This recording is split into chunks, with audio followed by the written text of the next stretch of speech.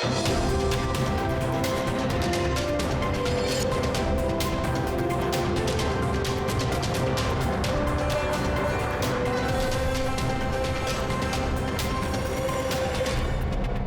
welcome to the daily English news program on Azərbaycan Television with the major developments of the day.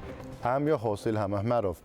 On July 7th, President of the Republic of Azerbaijan, Ilham received a delegation of Pakistan led by Sardar Ayaz Sadiq, Speaker of the National Assembly.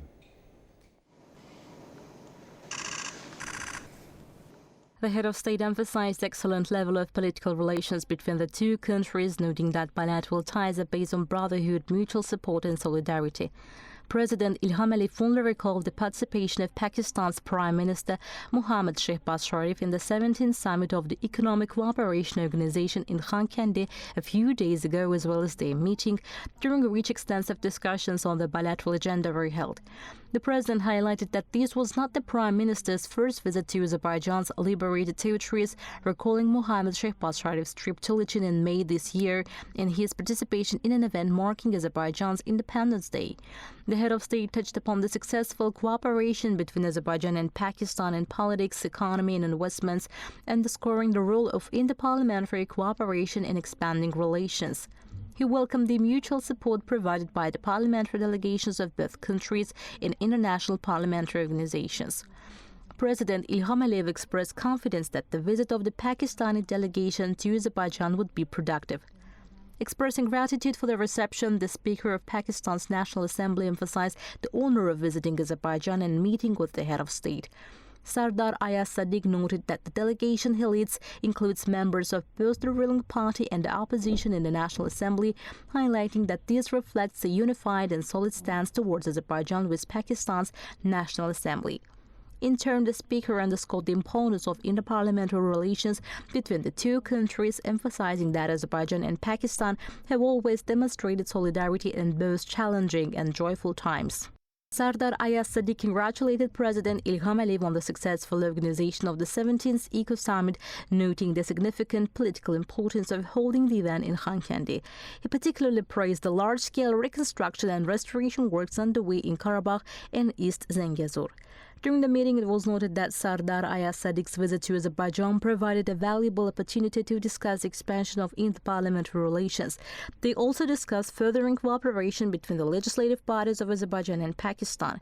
The conversation included an exchange of views on the prospects for cooperation between Azerbaijan and Pakistan in economy, trade, energy, industry, investments, transport, tourism, and other areas.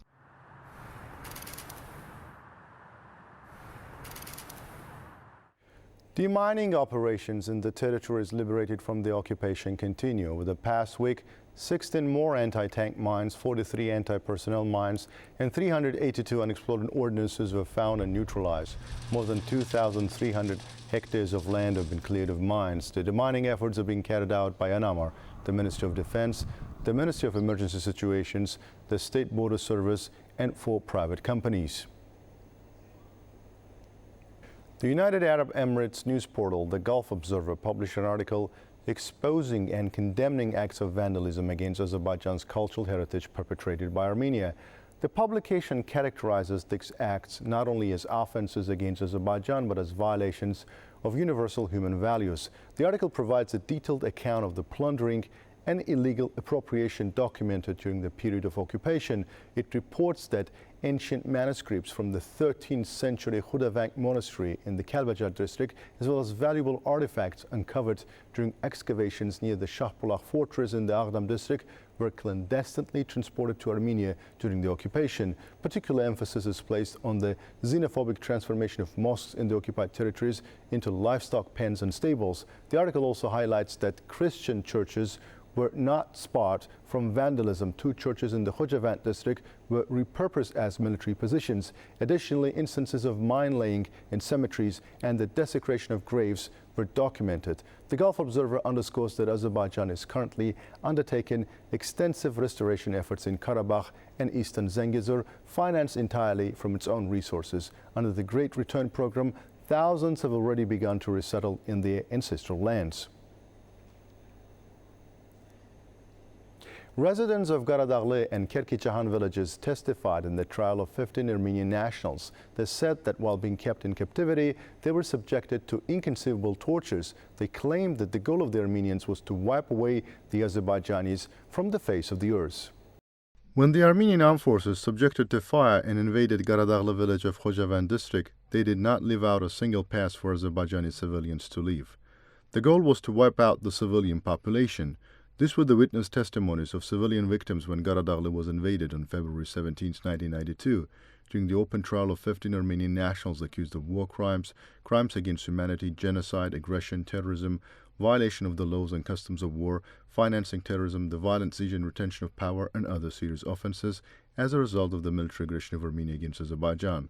They noted that when Qaradağlı was invaded, the Armenians took those who survived and were wounded as hostages. They were forced to get on a vehicle which was stopped in the area called Beylik Garden, where the Armenians shot them. As a result of this, 27 civilians lost their lives. Survivors and wounded were brought to Khankendi. When they were kept in captivity, the servicemen of the Armenian armed forces subjected them to inconceivable tortures. Giving witness testimonies during the trial, the residents of Kerkiçahan village noted that since 1987, the Armenians living in Khankendi started attacking and putting pressure on Azerbaijanis because of their ethnicity. Starting from February 1988, the situation further escalated. In September of that year, the houses of Azerbaijanis living in Khankendi were burnt down.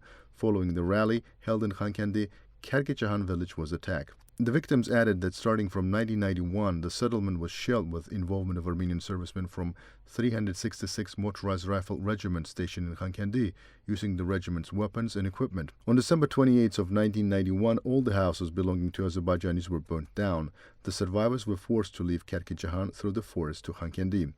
The victims further testified that at the time the Armenians were carrying out the ethnic cleansing policy in Khankendi. Special activists were selected to carry out this campaign. One of those activists, Robert Kocheryan, later became the president of Armenia. In their testimonies, the victims said that Armenians shelled Azerbaijanis and destroyed the historical and religious monuments while burning down their houses. Their goal was to wipe out the Azerbaijanis from the face of the earth. When they attacked Kerkiçahan, the Armenians stated that no Azerbaijani should live here and these lands should be cleaned from Azerbaijanis and annexed with Armenia. That was all for the day. Thank you for being with us. Goodbye.